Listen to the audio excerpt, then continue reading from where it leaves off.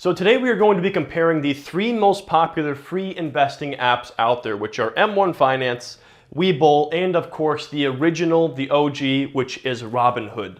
So one thing I do want to mention really quick, if you guys do decide to open an account with any of these brokerages, I have supplied links down in the description below. For the purpose of full transparency, I am affiliated with some of these brokerages, so I will earn a small commission if you do decide to use my link. Your use of that link is not required, but it is very much appreciated as it allows me to make videos like this and provide this free information. So that being said, let's go over this here and talk about the differences between these three and which one may be the best fit for you.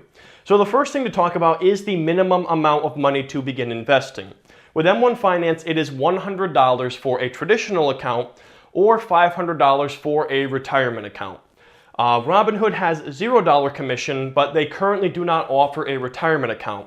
They have mentioned they are going to launch this at some point, but that date is unknown. Now, Webull, on the other hand, just recently announced the launch of their retirement accounts, which is awesome, and both of them have a $0 minimum. So in terms of the account minimum, Webull is going to be the best here, offering both retirement accounts and traditional accounts with no minimum balance. While M1 Finance has that $100 to $500 minimum based on the account you are looking to open. Next up, let's look at what assets you can trade with each of these platforms. With M1 Finance, you can trade stocks and ETFs that trade on the major stock exchanges.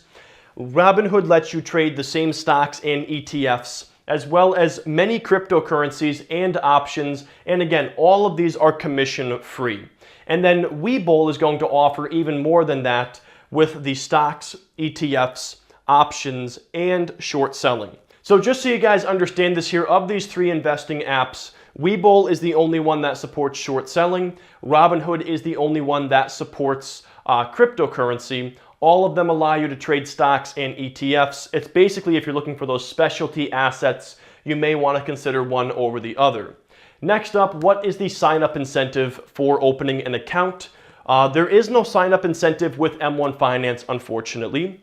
Robinhood does offer a free stock if you use a referral link, and it is worth up to $500 when you open that account. That is a referral link if your friend invites you to that platform. And then Webull does have the best option as far as the free stock incentive. They give you not one, but two free stocks.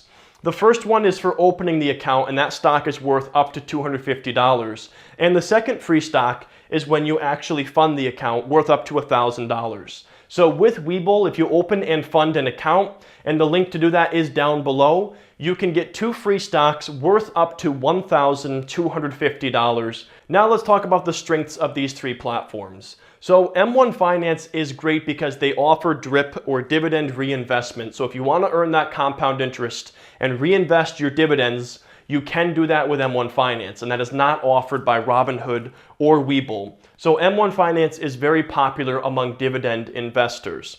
They also offer over 30 expert pies or portfolios that are completely free to invest in, that are built by investing experts. So if you want some guidance as far as what you should be investing in, and Webull and Robinhood unfortunately do not offer any kind of expert guidance or portfolios, it's completely up to you to figure out what to invest in.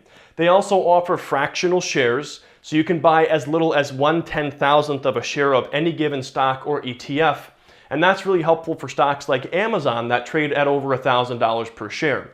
You have to buy whole shares of stocks and ETFs through both Robinhood and Webull. And then it's also great for passive investors because of the automation features and those expert portfolios.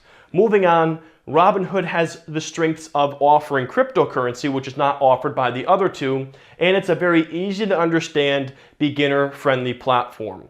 Webull, on the other hand, has the best sign-up incentive. That is one of their strengths. You can get those two free stocks worth up to $1,250.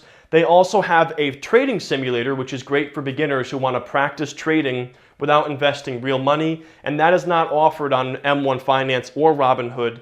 And they also have a number of great research tools that go above and beyond what you would find on Robinhood. As far as the weaknesses go, this is where the platforms ultimately fall short.